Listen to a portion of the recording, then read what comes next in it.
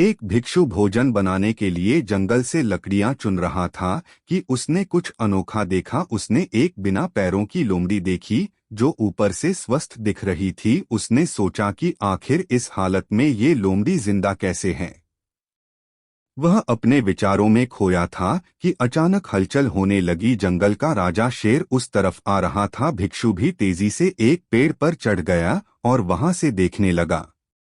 शेर ने एक हिरन का शिकार किया था और उसे अपने जबड़े में दबाकर लोमड़ी की तरफ बढ़ रहा था। उसने लोमड़ी पर हमला नहीं किया बल्कि उसे खाने के लिए मांस के टुकड़े भी दे दिए। भिक्षु को यह देखकर और भी आश्चर्य हुआ कि शेर लोमड़ी को मारने की बजाय उसे भोजन दे रहा है।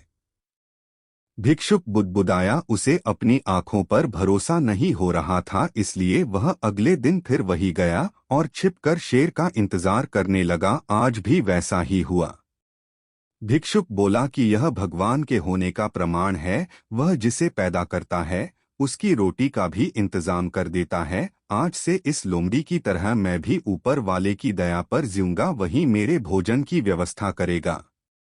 यही सोचकर वह एक वीरान जगह जाके बैठ गया। पहले दिन बिता, कोई नहीं आया। दूसरे दिन कुछ लोग आए पर किसी ने भिक्षुक की ओर नहीं देखा। धीरे धीरे उसकी ताकत खत्म हो रही थी। वह चल फिर भी नहीं पा रहा था। तभी एक महात्मा वहां से गुजरे और भिक्षु के पास पहुंचे।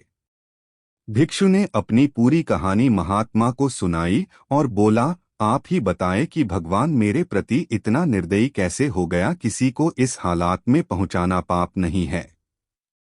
बिल्कुल है, महात्मा जी ने कहा, लेकिन तुम इतने मूर्ख कैसे हो सकते हो। क्यों नहीं समझते कि ईश्वर तुम्हें उस शेर की तरह बनते देखना चाहते थे, लोमड़ी की तरह नहीं।